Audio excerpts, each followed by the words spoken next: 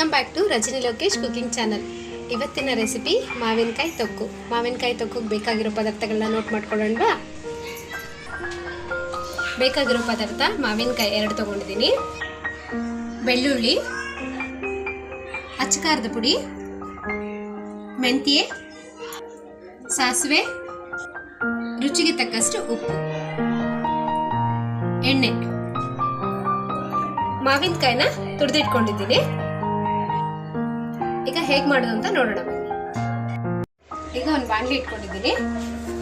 2 spoon ಮೆಂತ್ಯನ fry ಮಾಡ್ಕೊಳ್ಳೋಣ.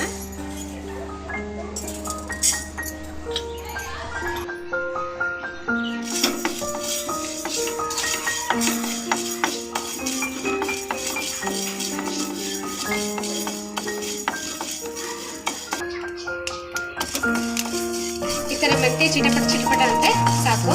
ತಗೊಳ್ಳೋಣ. ಇದನ್ನ ಒಂದು ಪ್ಲೇಟಿಗೆ ತಗೊಳ್ತೀನಿ.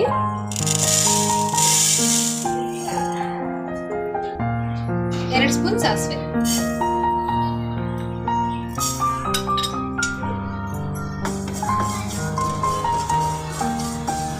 ಇದು ಅಷ್ಟೇ ಚಿಟಪಟ ಅಂದ್ರೆ ಸಾಕು. ಈ ತರ ಆದ್ರೆ ಸಾಕು. ಇದನ್ನ ತಗೊಳ್ಳೋಣ.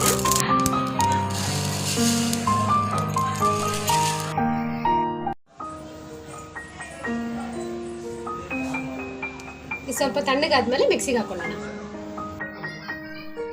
ಈಗ ಇದನ್ನ ಮಿಕ್ಸಿಗೆ ಮಾಡ್ಕೊಳ್ಳೋಣ. ಮೆಂತ್ಯ ಸಾಸಿವೆನ ಈ ತರ ಪೌಡರ್ ಮಾಡಿ ಇಟ್ಕೊಂಡಿದ್ದೀನಿ. ಈಗ ಹೇಗೆ ಮಾಡೋದು ಅಂತ ನೋಡೋಣ ಬನ್ನಿ. ಈಗ ಬಾಂಡೆ ಇಟ್ಕೊಂಡಿದ್ದೀನಿ, ಎಣ್ಣೆ ಹಾಕೊಳ್ಳೋಣ.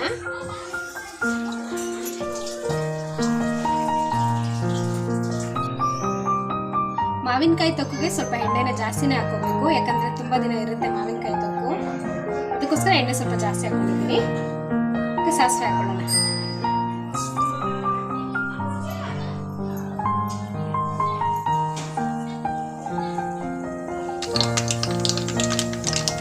ಬೆಳ್ಳುಳ್ಳಿ ಹಾಕೊಳ್ಳೋಣ.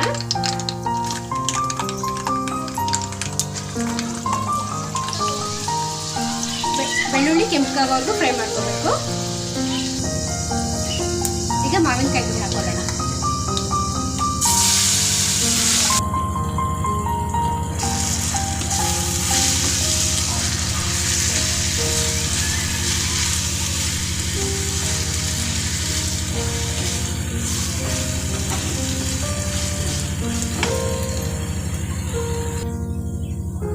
ಮಾವಿನಕಾಯಿ ಹುಳಿ ಜಾಸ್ತಿ ಇದ್ರೆ ಸ್ವಲ್ಪ ಖಾರದ ಪುಡಿ ಜಾಸ್ತಿ ಹಾಕೋವಿ, ಇಲ್ಲಾಂದ್ರೆ ಮೀಡಿಯಂ ಹಾಕೊಳ್ಳೋಣ.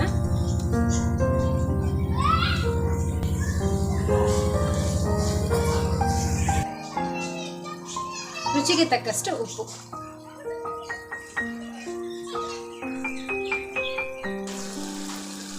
ಎರಡರಿಂದ 3 ನಿಮಿಷ ಚೆನ್ನಾಗಿ ಫ್ರೈ ಮಾಡ್ಕೊಳ್ಳೋಣ.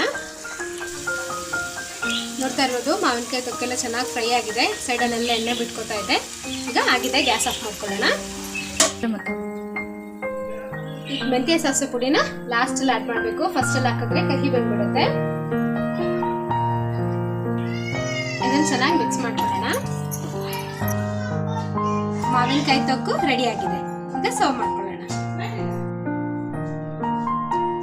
ರುಚಿಯಾದ ಟೇಸ್ಟಿಯಾದ ಮಾವಿನಕಾಯಿ ತೊಕ್ಕು ರೆಡಿ ಆಗಿದೆ.